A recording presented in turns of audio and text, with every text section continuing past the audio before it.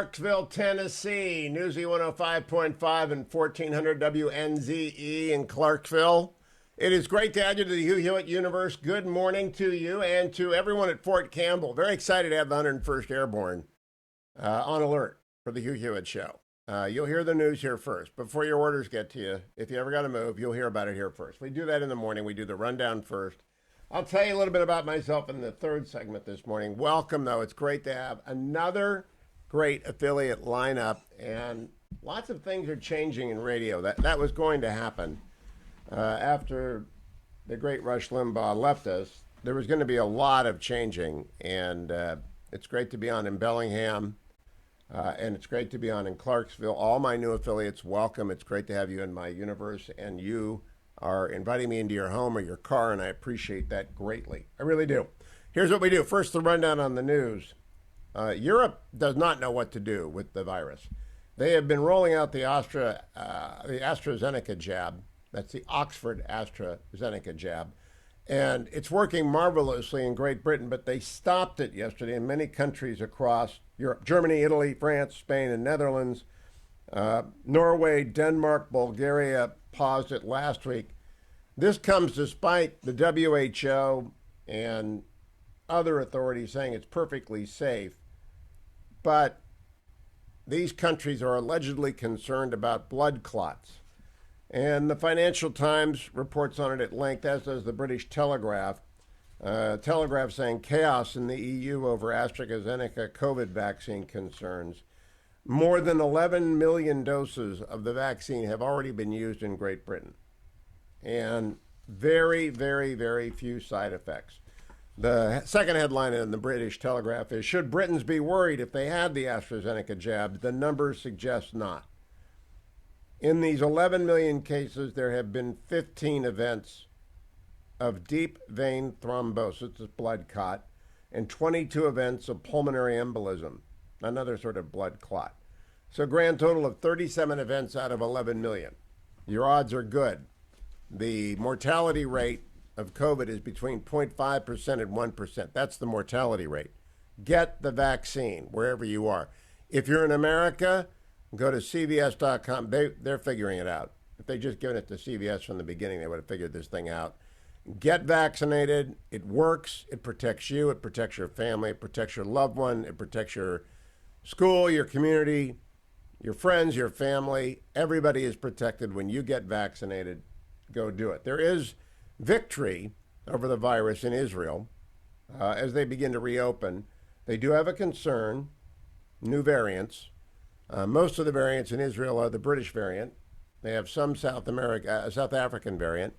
The existing vaccines work against the British variant. They work mostly against the South African variant. There is a worry that viruses are going to do virus things, mutate. Got to keep your eye on it. Got to keep your eye on it, but it looks very, very good right now. Is travel coming back? The Wall Street Journal asks. Airports have had their busiest days since a year ago. As it begins to reopen, I'm back on the planes beginning mid-April, 2 weeks after my second shot. And I know that United Airlines went up 8% yesterday. American Airlines went up 7%. Delta shares rose 2.3%. The return of travel is back. Now, we're beginning to be able to accurately estimate who has been hurt the worst. We know the number one group, people over the age of 75. This simply, they do not have the immunity system and the respiratory ability. Secondly, obese people, people who are morbidly obese, you should start losing weight right now. This virus is going to linger. It takes its greatest toll on people who are carrying a few pounds extra. Lose it. Just start walking. I'll tell you about that a lot. Also, younger Latinos. Of all the non-named demographics that is most surprising, the Post today talks about the disproportionate path carved through Latino neighborhoods. Now, we knew that it had a disproportionate impact on African American neighborhoods. A lot of people thought that was because of healthcare gaps.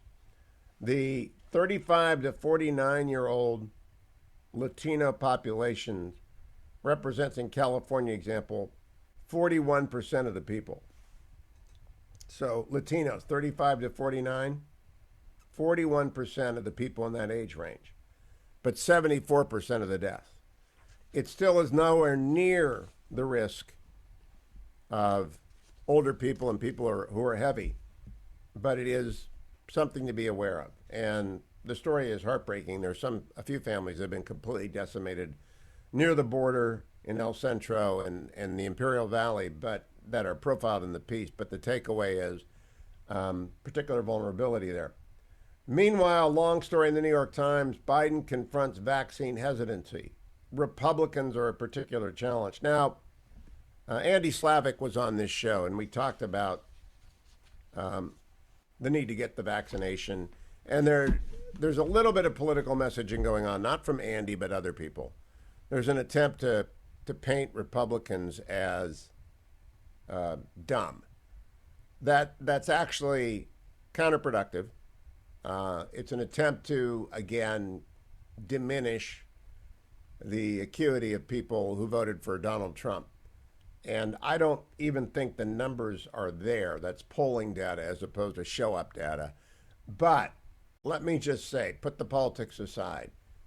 If Republicans are underrepresented, go get represented. Go work. It could be self-sacrifice. It could be that you're younger than other demographics. I don't know what that is. But there it is, completely safe, and you got to get it. It simply is the way back to normal. President Biden tapped Gene Sperling to implement the $1.9 trillion stimulus package. Good luck with that. I talked to Governor Larry Hogan on this show yesterday. He didn't know how much they were getting and what strings were attached. It's been out, they've been doing this bill for a month, and they haven't told the governors yet the level of independence they have over it. There is an unconstitutional measure attached to it. That is, I'm sure there's a severability clause, which means, if I can explain to you, when Congress passes a law, they usually include a severability provision, which states if one part of the law is found unconstitutional, the rest of the law does not stand. They better have that in this law, because it's unconstitutional to say, here's a whole bunch of money in the middle of a pandemic, but you can't cut taxes. That's unconstitutional. That's an attempt to dragoon the states, as it was said in Mississippi v. FERC. Now, for my new friends in Clarksville and Fort Camp, I've been teaching con law for 25 years. Graduate of the University of Michigan Law School, worked as special assistant to two attorneys general, general counsel of two federal agencies, confirmed by the Senate to be the deputy director and then the acting director of the United States Office of Personnel Management. Most importantly, perhaps, assistant counsel in the White House. I know my law.